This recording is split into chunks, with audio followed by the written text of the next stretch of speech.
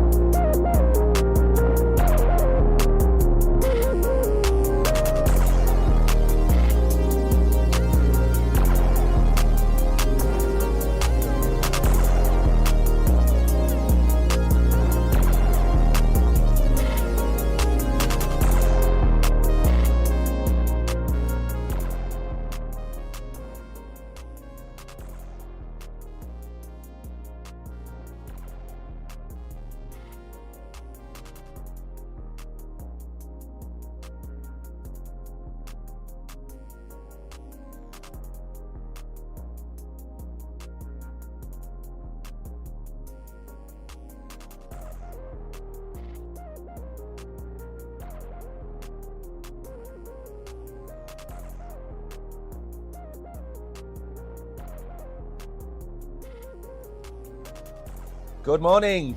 Good morning, everybody. Welcome back to Crypto Warehouse. My name is Mike. It is the 24th of July. We are almost halfway through the summer lull. And what a lull it's been. Nothing's happened over the last 3 or 4 weeks, has it? So what are we going to go through today? Well, first of all, we have to go and have a look at what has happened with the Ethereum ETFs. We are going to have a look at what O'Leary has been saying about Bitcoin and crypto in general. We're going to have a look at the Grayscale Mini Trust, the alts that you could be buying if you want to get in on the potential ETH pump in the next couple of months. Hamilton Lane, what is that about? The DYDX update, Phantom and the Sonic partnership that was requested by Mags in chat. And then, of course, I'll give you some conclusions on the day if we get round to it. But of course, we always have to start by saying good morning to the usual suspects in chat. We have Mags, Peter, Reza, Drop Dead, Chris, Velvet Rope, Gianni. I'm getting actually to the point now where there's too many people to say good morning to. Velvet Rope is in chat as well. Good morning to you all. I hope you are doing well. I have pinned a message at the top of chat for those of you that are not in there. So, where do we begin?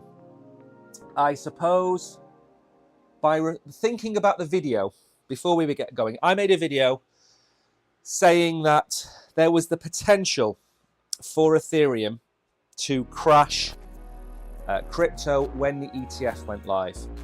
And I said in the video, I was 30% certain that that was going to happen, 70% certain it was going to move the price up. And what we've seen, and I'm going to go through the numbers in a minute, what we've seen is what we expected. And that is that Grayscale is selling off. And although we didn't drop dramatically, it doesn't mean we are out of the woods yet. It is only day one. So we're going to go through where we could possibly go.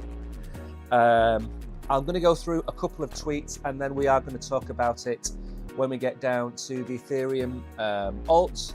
Also, we've got some charts to look at. We're going to look at Bitcoin, we're going to look at Ethereum, and then I think we're also going to look at DYDX, I believe. So, of course, if you're new here, bottom left-hand corner, we are just under 150,000 followers. Somebody asked in Telegram yesterday what that was made up of. That is basically all of the streaming platforms we are on and Twitter. It doesn't include things like Facebook, it doesn't include TikTok, it doesn't include people that follow us on Telegram either. It's basically where we stream, and that's what we try and keep it to, and that is it. So we are 680 people away from breaking 150,000, which will be some achievement indeed. Anyway, let's have a look at the charts. Bitcoin coming in 66.4. It's had a little bit of a rally. I did think we would struggle to get above 66. We've been stuck under it now for, 8, 10, 12 hours. Ethereum is coming in at 34.60. BNB is up just a touch at 588. Solana held the line, which was 174. That's coming in, I hope, about 176. So the main coins haven't come down dramatically. Pumpers then in the last few hours. Ethena is up 9.6. Mu is up 7.5. Helium is up 5. Pepe is up 4. We have some big news about one of the coins on your screen, and we cannot tell you until we have crossed the T's and dotted the I's. But this is a clue. Losers then. Core is down, Celestia is down, Beam, Lido is down, ASI is down. ASI is taking forever to be switched over. Some of the platforms I hold my FET and Agix on still haven't done the conversion. It's taking a long time. That's going to impact on the price, but I do have big plans for where I think the price is going to go. Stark is down 6, Conflux is down, DYDX is down. So a few losers, a few winners, nothing too major. Good morning, Rizal, and welcome to the stream. Let's start off then. We've got a lot of X-Files to get through. Maybe we won't spend too long on all of them today. Maybe some of them are political. I can't remember what I produced today.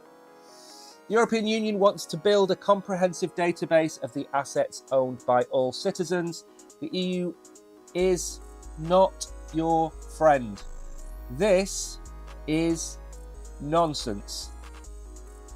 Critics, however, fear that the register could be misused in times of crisis to use citizens' assets to pay off debts. Where did we hear that before? What have I been telling you about gold? What have I been telling you about what they can do with your assets? Remember what happened 3 years ago. If I'd have told you 5 years ago that 3 years ago they would have kept you in your house, would you have believed me? No, you wouldn't, but they did. If I tell you that they're going to come and seize your Bitcoin, would you believe me? No, you wouldn't. Could it happen? Absolutely. If Bitcoin becomes such a scarcity that countries and nation states want to use it as a reserve currency, you are going to have to hand it over, my friend, unless you keep it somewhere safe. Now, very quickly then, Ethereum trading volume hit $1 billion. Now, we're going to get onto the breakdown of that in a minute. Remember, $1 billion in trading does not mean $1 billion in inflows. Okay, it's trading. We're going to get onto that, like I say. So then, Again, another one of these ridiculous predictions. 2.2 million Bitcoin, 100,000 ETH, 5,000 Sol, WIF 420, Bonk 169. Absolute nonsense. ADA at 0. If you come across these things on Twitter, just keep scrolling by, okay? They are just random numbers that somebody has typed into the computer and just left there. It's rubbish. Now, big news. Kamala Harris, who is now the presidential candidate for the Democrat Party, she has reached out to Mark Cuban with questions about crypto. The feedback I'm getting is that she will be far more open to business, says Cuban. And that is not all. That is not all. Now, I don't think I've got a tweet about it, but there is a very good chance that Kamala Harris is going to be speaking at the Nashville Bitcoin conference. So she will be there, Trump will be there, and Kennedy will be there. Now again, we're not going to mention names, but 10 out of the 11 Bitcoin ETFs and 8 out of the 9 Ethereum ETFs are all being held by one custodian. Is that, in your opinion, the right thing to do? No, it isn't. So, they are centralizing our decentralized blockchains. Think of that as you will. Moving on then. We've not done one of these in a while. And that is a chimpanzee scrolling through photos. Imagine you're the chimpanzee and imagine that those photographs are meme coins. Do you just keep scrolling until you find one you like? Probably. So be like the chimp and keep on scrolling. Don't pick up any more meme coins. If you've already got 2 or 3, that is plenty. Meme coins are a fad, like NFTs. They will become community coins in some cases, and that will cause them to hold value. Most of them are going to go to 0, as long as you know that. That's the most important thing. Now, as we said, $1 billion worth of trading does not equal $1 billion worth of inflows. In fact, we had 590 million in and 484 million out. The net inflows was $106 million. That is a positive. The supply increase of ETH this year is $155 million. So in one day, of the outflows, again, we have consumed the emissions pretty much in one day. And this is the breakdown. We don't need to go through it in too much depth, but like I said in my video about Grayscale and Ethereum, ETH crashing crypto, there was 484 million of outflows from one single ETF. Of course, there is the mini ETF being offered by Grayscale, which I think we are going to go and look at in a minute anyway. But the point of the matter is, even if you ignore the outflows, 590 million in one day is an awful lot. So the appetite is there. The appetite for crypto is there. That's the big takeaway. That's the thing that you need to really hang your hat on. This could have been a damp squid yesterday. We could have gone in and had 200 or 300 million of inflows and 700 or 800 million of outflows, and it would have been fairly meh. But instead, we are in the positive. And remember, the outflows from Grayscale will continue for 3 or 4 more weeks. The question is, when do they stop? The Bitcoin ETF had outflows for about 6 to 8 weeks. Are we going to see the same thing for Ethereum? I don't think so. But there has been an outflow, and that's about, I'd say, 5% of their total assets under management in one day. So again, it can't go on forever. That's the way to look at it. Now let's move on. Kevin O'Leary. Not a massive fan of Kevin O'Leary. However, he was interviewed about crypto, about Ethereum ETFs, and about Gary Gensler, and he's come up with some points which may or may not sit well with you. What I saw with Gensler was consistency. I watched him getting absolutely fried like a chicken in front of the Senate, and he held his ground. He was consistent, he never varied. Do you know who else was consistent? The head of the Secret Service. And what happened to that lady? Yesterday, she was removed. Why? Because she is a pawn the same as Gary Gensler is a pawn. He is a pawn in a game of chess. He is nothing more. He is not a bishop, he is not a knight, he is not anything. He's certainly not the queen. So what you have to understand is that no matter what the Senate says to Gary Gensler, if he receives his orders directly from the White House, he will hold his ground because they will have his back. So again, we're not going to read too much about this. Let's go down 1 minute. There was one other thing I wanted to mention about this. Where was it?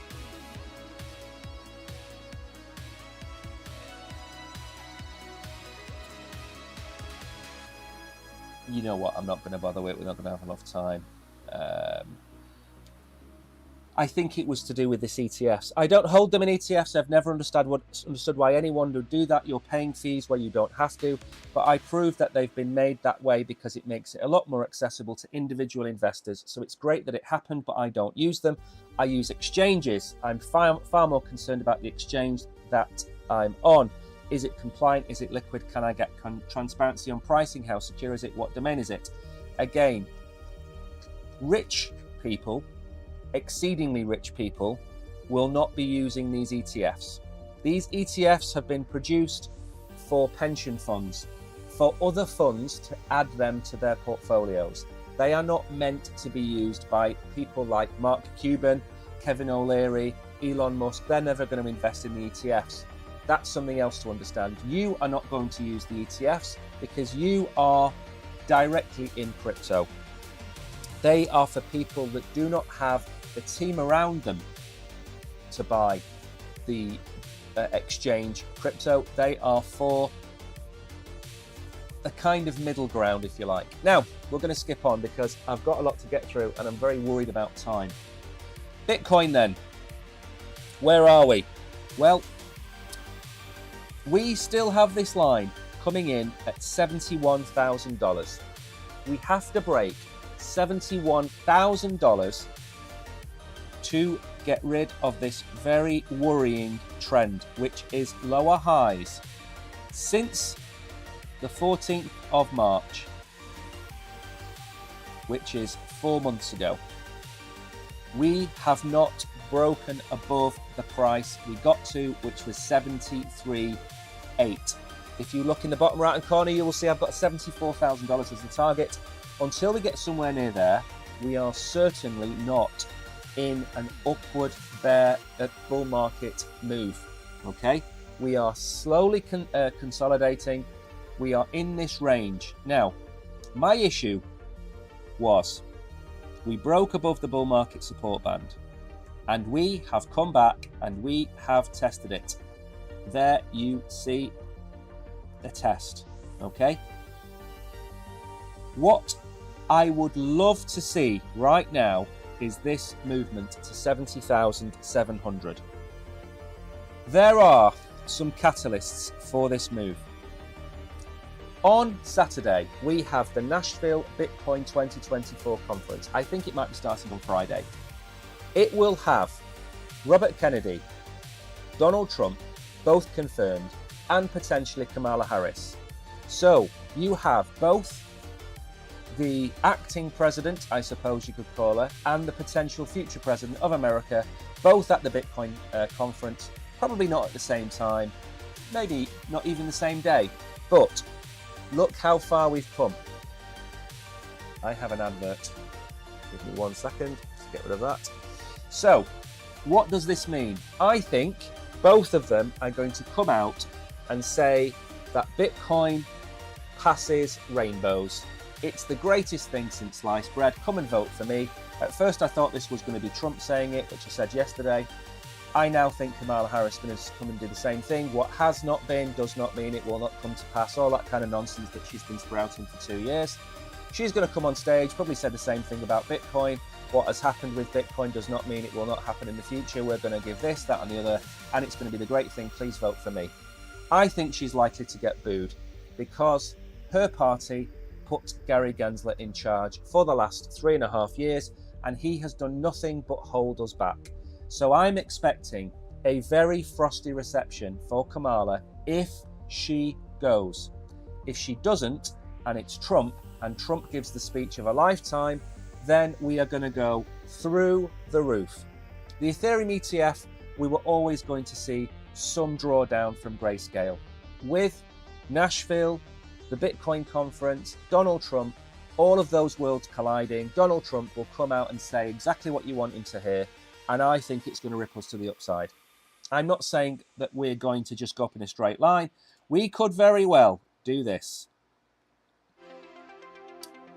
And that takes us down towards 54,000, okay? Because we're in this range. So I don't want to be negative, too negative, but if we want to be positive, we have to break 71,000. And that is Donald Trump saying it's going to be a reserve currency, and then we need to get to this level.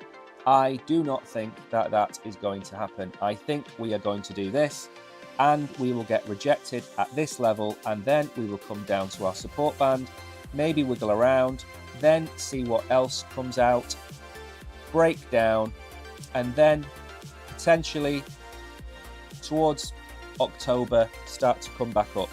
So we are not out of the woods. We are not applying for jobs at McDonald's. But again, this week is the most important week in the history of crypto, the same as 3 weeks ago, 5 weeks ago were. We need the bullish momentum to keep us going. And currently we have Ethereum slowly starting to build momentum. We have Bitcoin holding its ground, but this downward trend is not a good sign. And we need to break that line right there, and then we need to hold it. Believe you me, if we do this, I will be more than happy. I just don't know whether we're going to do that. On the converse angle, people calling for $45,000 and $43,000, we would have to beat this trend line at the bottom. So if we did come down, I do expect us to find support at 54,000, which we've had before as well.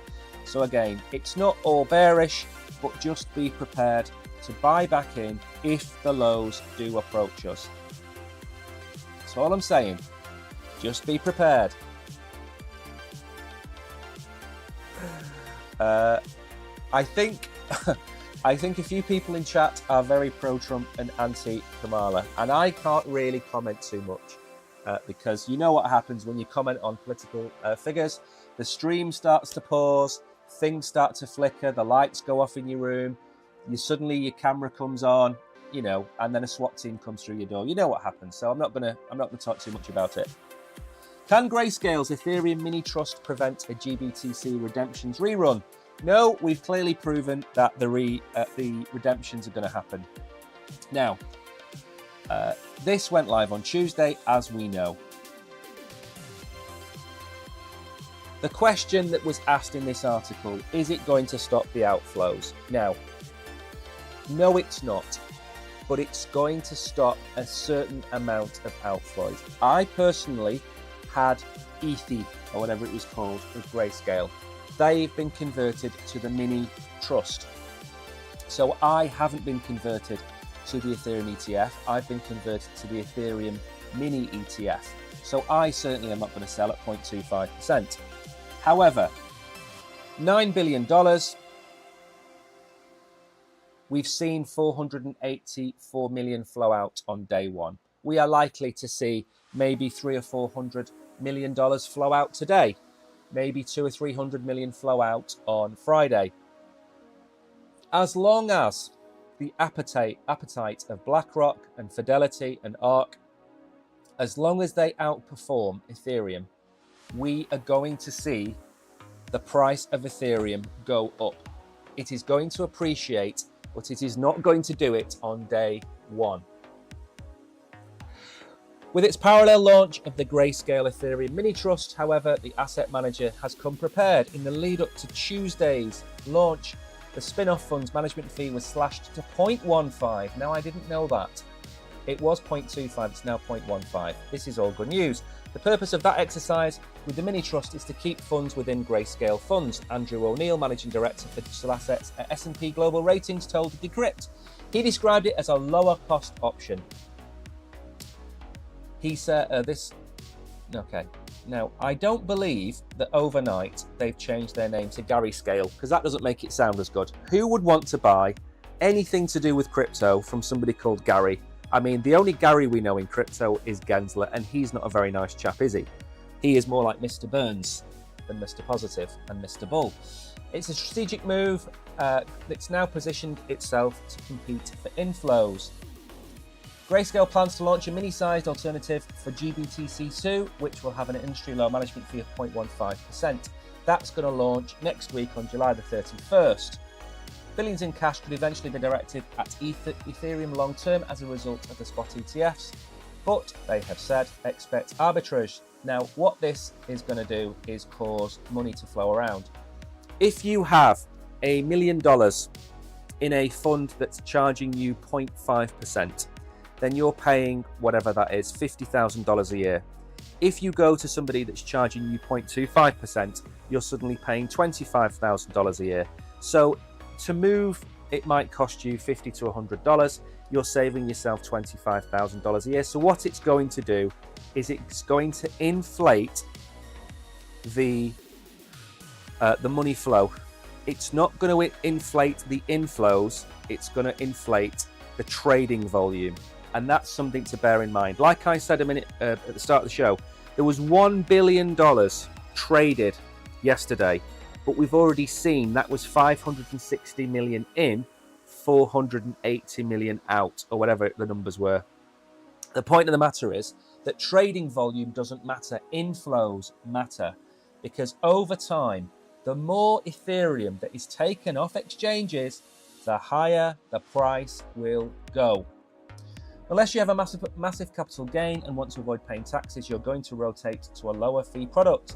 The question is whether they will rotate to the mini trust or a competitor fund. I'll imagine you see both. Again, something to bear in mind about that 480 million that went out yesterday. I would probably say 2/3 of that money is going to come back in towards the end of this week, beginning of next week. Remember, people who have bought this trust have bought it knowing that Ethereum is probably going to appreciate in value over the next 2 years. They are not going to sell to cash now. It's at the start of the bull run. What they want to probably do is sell out of something charging them 2.5% to buy into something charging them 0.25%, saving themselves 90% in fees. Who wouldn't want to do that? So the outflows are not unexpected. And as I said, I have some price targets for Ethereum, which I've kept on my chart. And that, I think, is an indication of where I think the price could go. I have two prices. I had a 30% possibility of it going down and a 70% possibility of it going up. But like Bitcoin, where are we? We are holding our very own bull market support band. Now, is the price going to break down to 2,900 or 2,600? Is it going to go up to 3,009 or 4,002? That entirely depends on what happens this week and next week. As I've said, as long as Fidelity and BlackRock buy more than what is being sold by Grayscale, we are going to see either equilibrium, which could be this, or we might actually start to see this kind of move up. Remember, we bought into an Ethereum long at $3,040 or $3,050. We have a take profit at 4,200. So that's where our cards are. And we've been in that now probably since maybe the 7th or 8th of July. So we've been in that for about 2 weeks. And again, I know it just looks like I'm trying to hedge my bets, but these are the unknowns. We don't know. All I'm saying is, if we have Friday, for example, and Grayscale dumps 300 million, and there's only $100 million of buy pressure, the price is going to retreat, and then we could see it come down. Remember, we don't have an awful lot of support between where we are now and 2,900. There's really not a lot there. So again, you know, if we're going to start to look at splitting hairs, we have the same kind of lower high than we have on Bitcoin. What we don't have is lower lows. We've come down to the same price that we kind of held around in February. We came down to it in April, May, middle of May. We've come down to it again in July. That seems to hold the line, and that is the 2,900 range. Again, I'm not trying to scare you, I'm just giving you some price targets. If we really capitulate, 2,600, but I think sub 3,000 for a period of a few days, maybe a week, is on the cards. And to break out and start to move up, we have to break this line here, which is currently 3,750.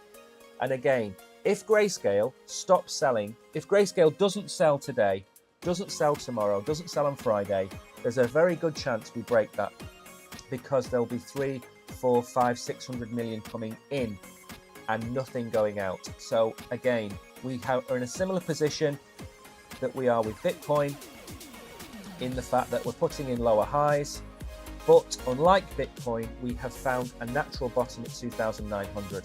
Now then, if you are looking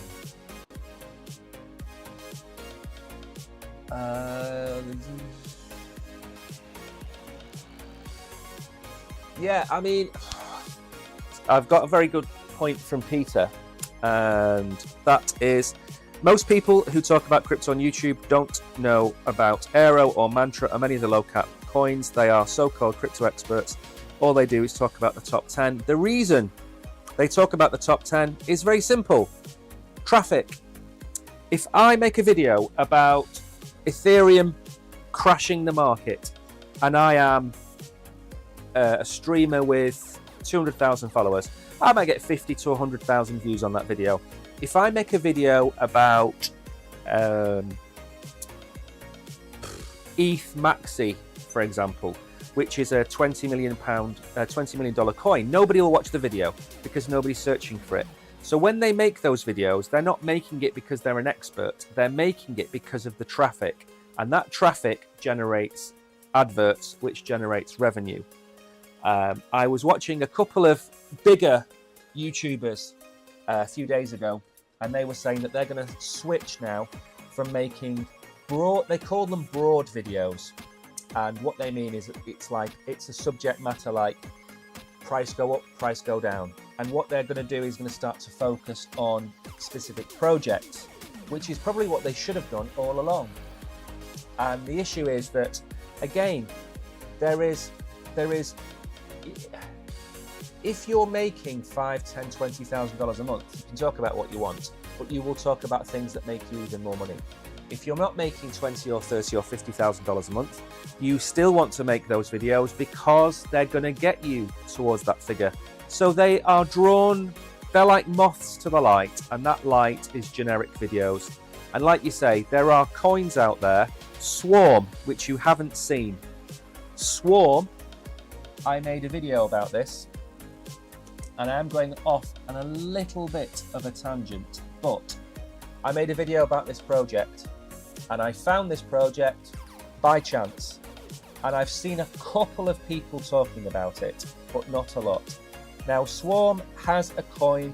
I have bought this coin.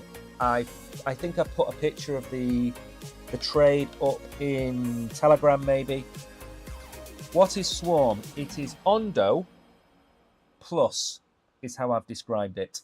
You can buy bonds, stocks, gold, everything.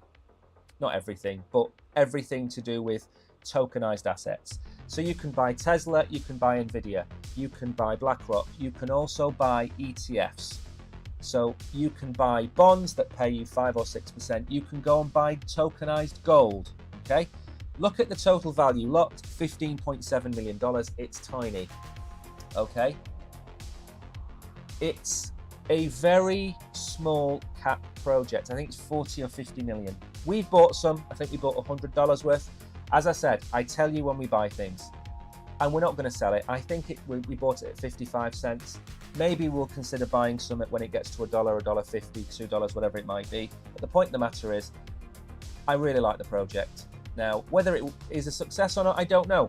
But it's one of those things that if we like a project, we are going to start to buy $50 or $100 of that project, but we're going to keep it in a separate place because it's not in my portfolio, it's not in the Oracle's portfolio, it's going to be a crypto warehouse portfolio. Now then, 2 Ethereum tokens to buy amid the hype.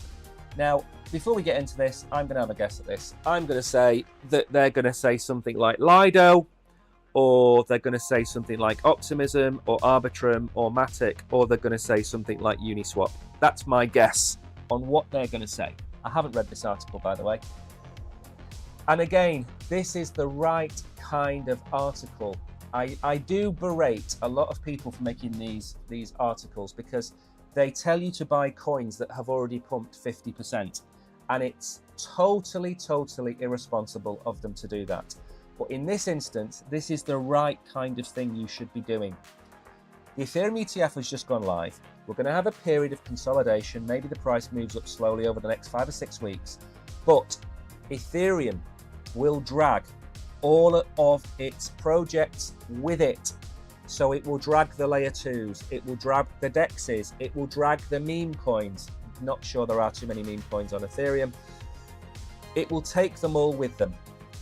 When Solana is approved as an ETF and when it goes live, you want to be holding Pyth, Jupiter, Radium, Orca, you want to be holding Bonk, you want to be holding some of the other meme coins that are on Solana, you want to maybe hold Camino, you want to hold maybe something like Zeus, which is the Bitcoin Solana thing. You might even want to be holding Drift Protocol. Why? Because as Solana goes up in market cap to a 5x or a 3x from where it is, all of the alts will go with it. Honk as well, yes. So let's have a look and see what it is suggesting that you buy into. And again, this is a good move, by the way. This is a well thought out suggestion. And again, clearly, this person has stolen the inspiration from this this chap. The Ethereum ETF will send everything in the on-chain ecosystem. The trickle-down effect is 100 times stronger than the Bitcoin ETFs. Absolutely, because there's nothing on Bitcoin. So, what will the trickle-down effect do? ENS, Ethereum name service. No. Why? Where's the revenue model for this? No. Human readable addresses. Again, come on. No. Absolutely not. Uniswap. Okay, yes. Uniswap is the largest and most used decentralized exchange in DeFi, responsible for most of the traded volume. Thus, a capital inflow into the Ethereum ecosystem could directly benefit the project and its native token. Yes. Now, a lot of you will be saying, but the money coming into Ethereum isn't going to go into the ecosystem, it's going into an ETF. Correct. But what is that ETF doing? It is sucking the Ethereum out of the ecosystem, creating additional demand and leaving a smaller supply. There's 119 million, 120 million Ethereum. If the ETFs end up with 20 million, that's 1 in 6 gone. Now you have about 1 in 3, 1 in 4 being staked. So there's another 40 million gone. So 40 million's gone here. I don't know, 20 million has gone here. That's half the supply gone. What's that going to do with the price? It's going to make the price go up. So your money in Ethereum, which is on your exchange, is going to appreciate in value simply because there is now a new drain on the supply. And that is why Uniswap will do well, because the money being traded will go up. If you have $40,000 or $50,000 of Ethereum today, the chances are by the end of the year, you will have $100,000 worth of Ethereum. You might then want to go and trade out 50% into other coins. That would be $50,000 at the end of the year. Today it would be $25,000. So the volume going through Uniswap is twice as much. The price of Ethereum has doubled potentially. That again, the fees charged incrementally go up. One of the safest bets for the bull run for me are DEXs. Why? Because they take a percentage of every transaction. And if the transactions today are $1,000, at the end or towards the end of the bull run, they will be $3,000 or $4,000 or $5,000, which will 3 or 4 or 5x their income. So DEXs for me are an absolute certainty to make money. Where is the value in that project? It's a domain name project. It's got no value for me, absolutely no value. If you want to benefit from the Ethereum pump, Uniswap is a good guess. Or sorry, not a good guess, a good bet. You want to be looking at some of the layer 2s as well, maybe Matic, Arbitrum, Optimism, they could be safe bets. Other DEXs, ENS, no. I mean, the article was there, he kind of got it right, but again, he picked 2 coins, one I totally disagree with, but he's entitled to his opinion, I'm entitled to my opinion, and you should make your own opinion based on everything you see in here. Uni, but Aero is outperforming it money-wise. I can't understand. It'll happen. It'll happen. There will be, there is not one fast food chain in the world, is there? There is not one fast food chain in the world. Even if you compare like for like and say burgers, there is McDonald's, there is Burger King. I'm sure each and every country around the world has its own different version of that. Five Guys, for example. Uniswap is not going to be the only DEX in the world. There is a market for 20, 30, 50 DEXs around the world. So although, you can probably only name 5 or 6 DEXs at the minute, that's because the market is so small. In 5 or 10 years' time, if we continue the way we're going, you will maybe see 10 or 20 DEXs. Jupiter isn't a DEX, it's an aggregator. Radium and Orca, they are the DEXs. So there's 2 on Solana. There's also about 6 or 7 more. Uniswap isn't the only Ethereum-based DEX. Just because it's the biggest doesn't mean it's the only one. This is the problem with maxis, and it drives me potty. If it's Bitcoin or nothing with them, and that drives me potty. Absolutely potty. DYDX, we're going to talk about that in a minute. That's another one. 1 inch is, yep, exactly. So then, moving on. Now, this is big news. This is big news, and I don't think it's going to get a lot of coverage. Hamilton Lane is a private fund, or has a private fund. One of many. I think it's got 800 billion in assets, something like that. So it's very big. It's launched a credit fund called Scope on Solana. Now, this is a move away from what I've been saying, which is that Ethereum is going to be the kind of TradFi platform of choice. Now, picking Solana isn't the worst idea in the world. We've seen Ondo. Ondo is launching products on Solana through Drift Protocol. There'll be more to come, and Ondo will become a multi-chain solution.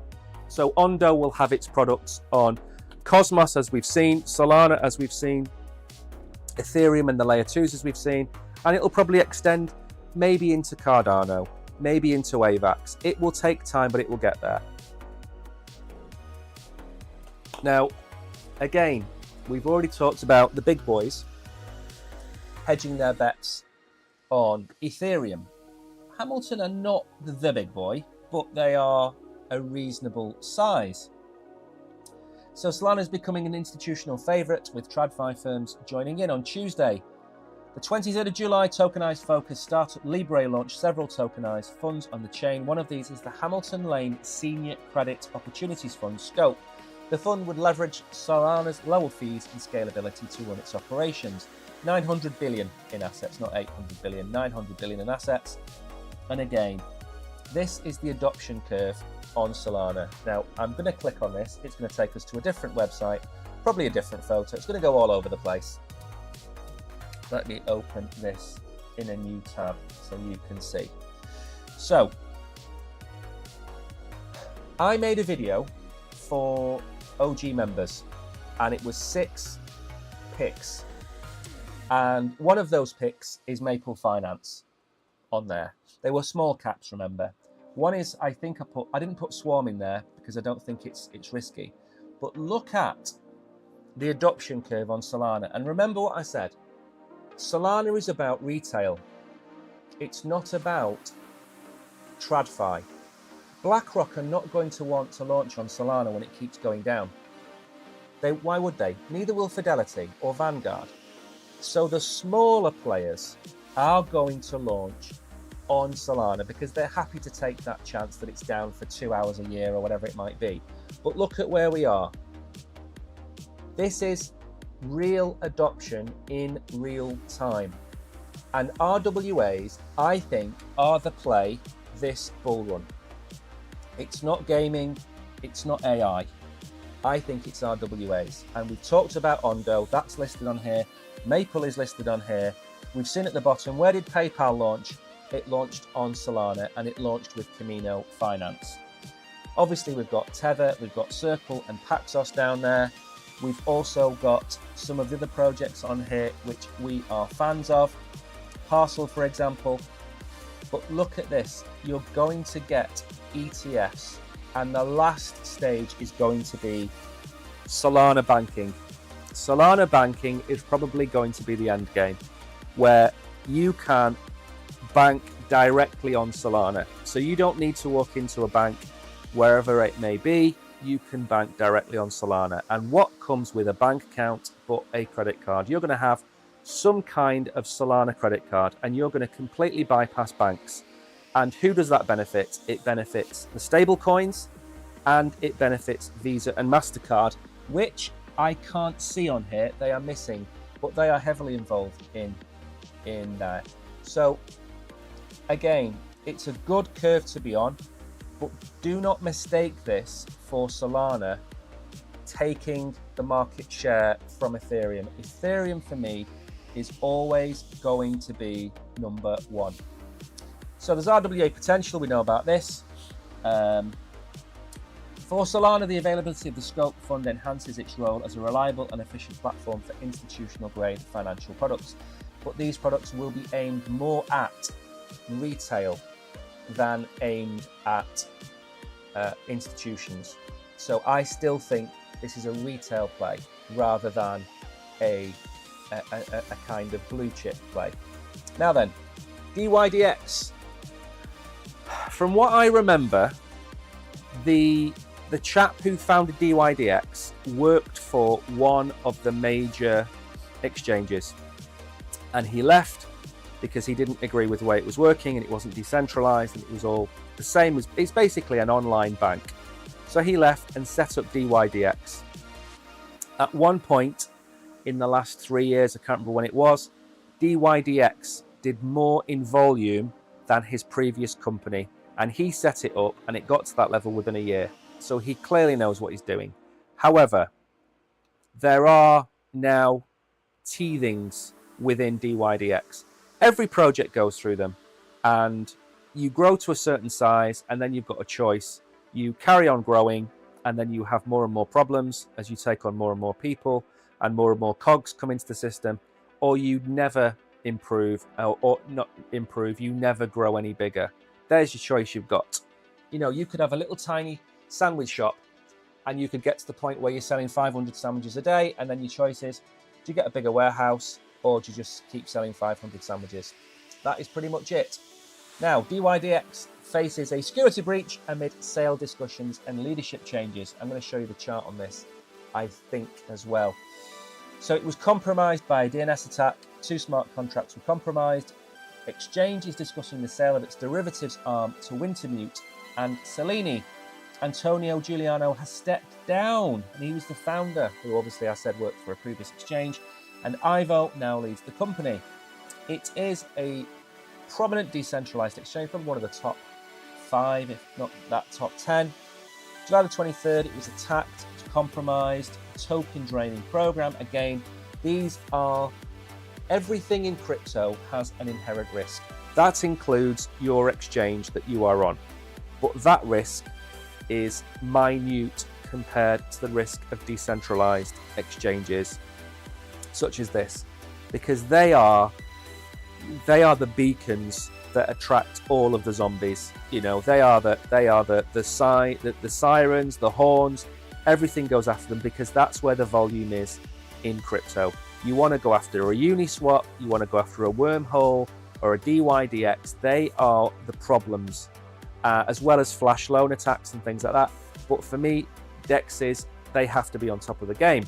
And DNS attacks have happened very frequently in the last 4, 5, 6 months. We've seen lots of Pendle was attacked as well. So there's lots of it going on. It's never going to stop. So the attack,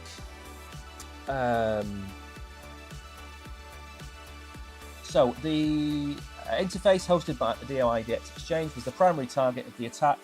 They've not stated that the smart contracts underlying the protocol were not compromised. So it was clearly attacked and funds were drained. That's all you need to know. Again, we talk about how you should get involved with crypto, and you should go and learn to play, and do that by getting a wallet, putting $50 on it or $20 or whatever you can afford, and going and learning that way. Never move your funds to a hot wallet, and if you do, use different hot wallets for different things. So if I send you at any point a video that says go and check out this game, it's doing a free airdrop, when you go to give them your wallet for the free airdrop, use another wallet, add another wallet, a completely empty wallet, and give them that address. Okay? When you interact on the blockchain, never use the core wallet. And that goes for DYDX as well. You don't want to connect up to what you think is DYDX and then find out it's not DYDX, and then you find out that your wallet's been drained. So learn how to have multiple wallets.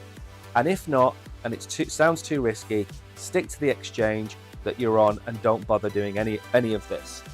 Now, they are going to try and sell the derivatives arm. Wintermute, based in the UK, is an algorithmic trading platform. Selene Capital focuses on managing alternative investments. The move follows I can't believe he stepped down actually. Antonio's not even been there that long. DYDX launched V5 version in June, introducing new features such as isolated margin and markets and support for Radium markets, which is of course, Radium is connected up to Solana. So the breach underscores a troubling trend. DNS hijacking is the current thing. It'll move on to something else. We've had wormhole attacks, we've had flash loan attacks, now it's DNS attacks. It'll be something else in 6 months' time. The exchange native token has already taken a hit, it's down 10%. I believe I've got the price of this, and I would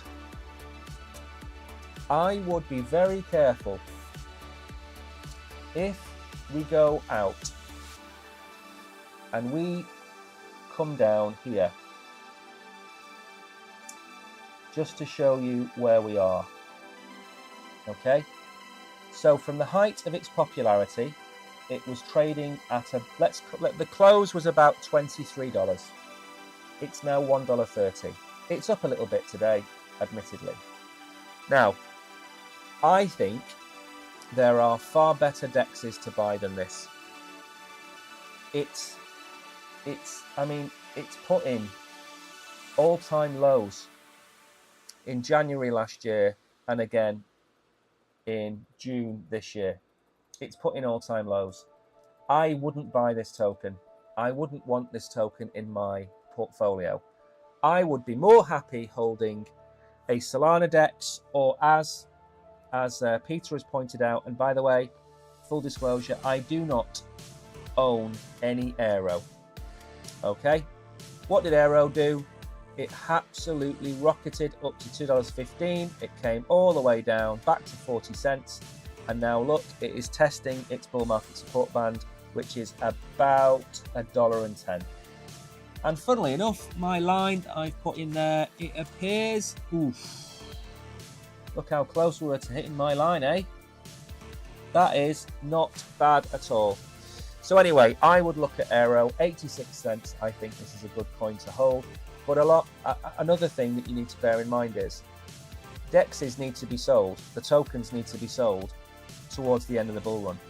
Because as I've said, it makes money from trading. And when you head into a bear market, everybody leaves. And if everybody leaves, there's no trading. So for me, if you buy Aero, if you buy Uniswap, if you buy Radium or Orca, personally, sell it next summer, next autumn, next winter, whenever we get to the end of the bull run, sell all of your DEXs because the price is just going to come crashing down, in my humble opinion. Lots of coins will, of course, come down in the bear market, but I think DEXs will come down 95%, easily 95% in the bear market, because they are directly attached to trading. No trading, no volume, no revenue, no profits. It's very simple. Now, we've had a request from a member of our community, which is Mags, asking me to look at the Sonic partnership with Phantom. Now, for those of you who don't remember, I absolutely panned Phantom about 2 weeks ago. It doesn't generate any fees. It generates $25,000 a month. It's got no money. And I think the narrative of the bear market in 2026 is going to be projects and blockchains going bust, running out of money. And if they don't run out of money and they decide to jump ship, then I expect migrations to happen. You know, we've seen them in the past. We've seen NFT projects jumping from one chain to the other. We've seen Helium, for example, move from its own blockchain onto Solana. That could very well happen. You could see projects, you know, after you've had a massive amount of expansion within a new market, you see contraction. And we're currently going through expansion. At some point, some of these projects are just not going to work out and they're going to collapse. But that doesn't mean the IP is bad. It just means they just didn't work. And that's when the contraction phase will be. And I think lots of projects will fail. They'll fail to get investment. And I think Phantom falls into that category. Now then, we'll go through this. And this could change my mind. Because I know Phantom is also trying to work with AI. So although I'm not a fan of Phantom, I can change my mind. I changed my mind on AVAX. AVAX, 2 years ago, year and a half ago, was rubbish. Had nothing going for it. What's it done since then? Partnered with Google, created a team to pump projects into AVAX. It set up a meme project to get memes going on AVAX. Again, NFTs, memes, drives attraction. Phantom can turn itself around if it's got enough money. So they've allocated $120 million in FTM tokens for the Sonic migration. Let's have a look at this. The Phantom Foundation, the organisation behind the Phantom platform, has announced a financial commitment to support the launch of Sonic, a new ultra-fast network. On June the 20th, the foundation announced it's committing up to 200 million Phantom, worth 120 million, to help developers and companies move their projects to Sonic as part of the Innovator Fund. The funds will be used to find and secure partners who can help build and grow the Sonic network.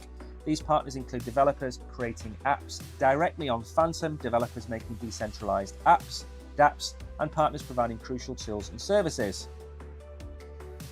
200 million Phantom. Phantom's announcement attributes the accumulation of the FTM tokens to Andre. So this chap here, Andre Conge, or whatever he's called, can't pronounce his surname, I do apologise to him. He is Mr. Phantom. He left the project and the price became suppressed. He came back a year, maybe 2 years ago now, and the price ripped. The allocations will initially focus on providing strategic grants to applications. This development follows the creation of a new foundation to facilitate the launch of the Sonic chain.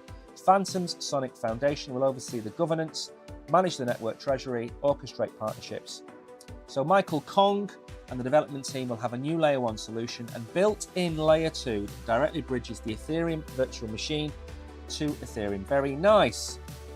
Sonnet users will reportedly be able to tap into Ethereum's vast ecosystem of decentralized apps, liquidity providers, and communities. Again, if they use Matic and the AG layer, this would be a positive sign for them. This isn't the first time Phantom Foundation has provided incentives for projects. In May, it backed the idea of safer meme coins by setting aside $6.5 million of Phantom tokens to reward developers. In May 2023, a new Phantom Opera Network team program called the Gas Monetization Program was launched to pay developers the gas fees they generate from users. Cointelegraph contacted the Phantom team for more information, but has yet to receive a response. Now, all of that sounds positive, and I will admit it all sounds positive, but we need to see some kind of action. Let's go out again to the weekly chart of Phantom. And again, we can't hold this against them because nearly every coin did the same thing. And we said the same thing about DYDX. What I'm going to say to you is, if you look at tokens and you think every token is going to go back to its previous all-time high, then I do not think that you are going to succeed. Is Phantom good? In my opinion, no. I don't think it's good. I think when it came out, it was a really cool project. It has really cool names.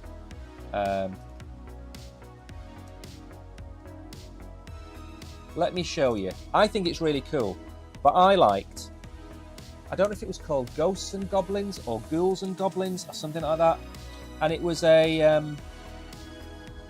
game from a long time ago. But basically, in my opinion, Phantom isn't the. It's not for me.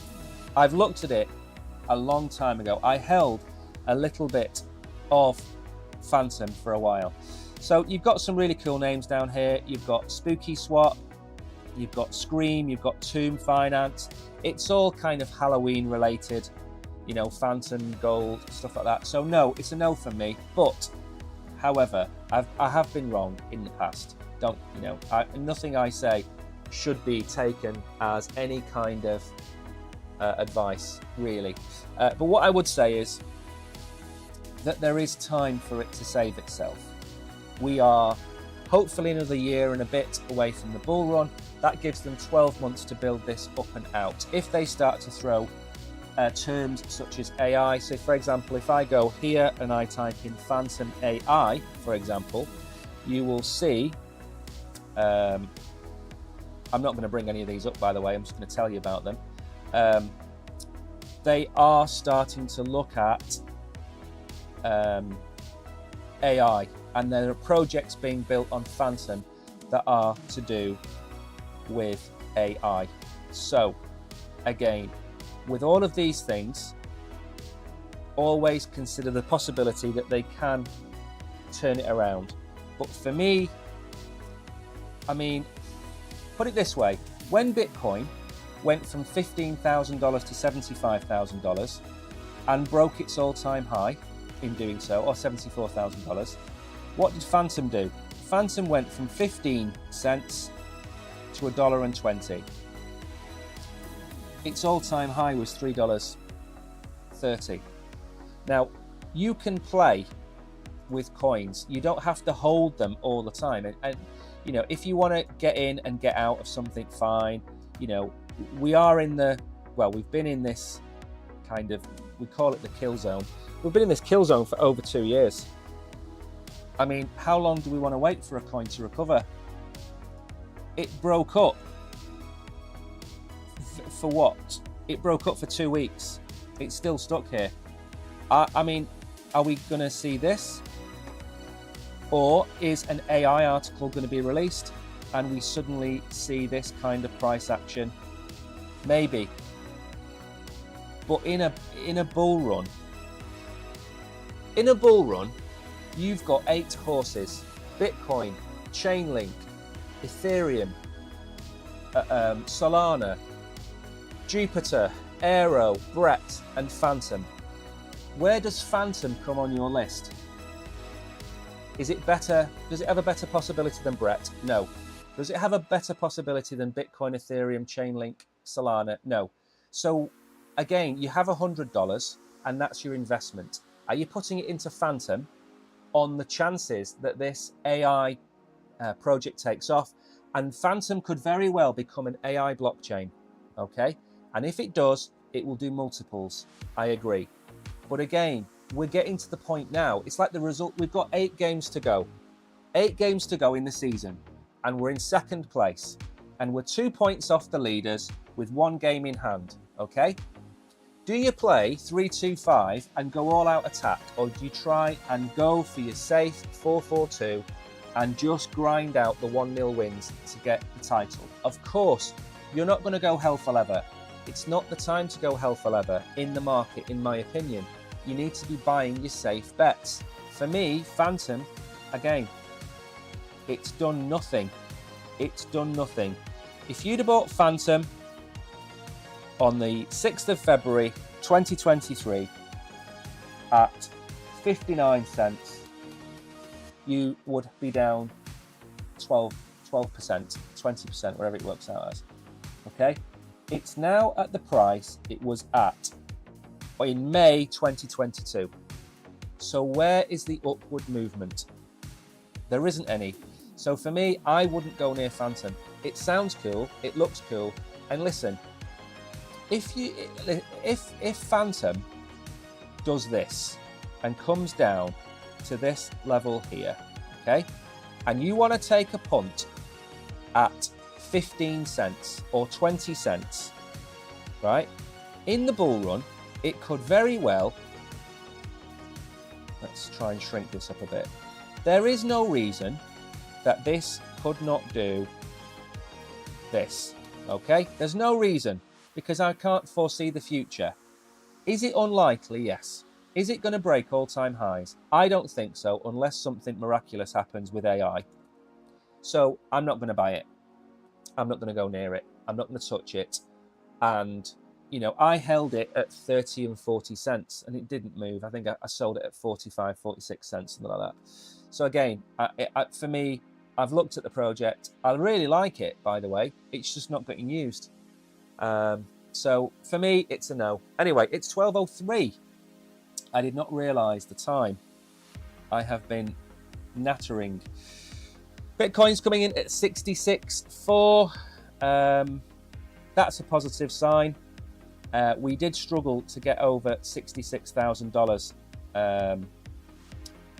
which we've done. So that's a positive sign. I do think we are not out of the woods yet. I don't think we're going to go back to $68,000, $69,000 for a while.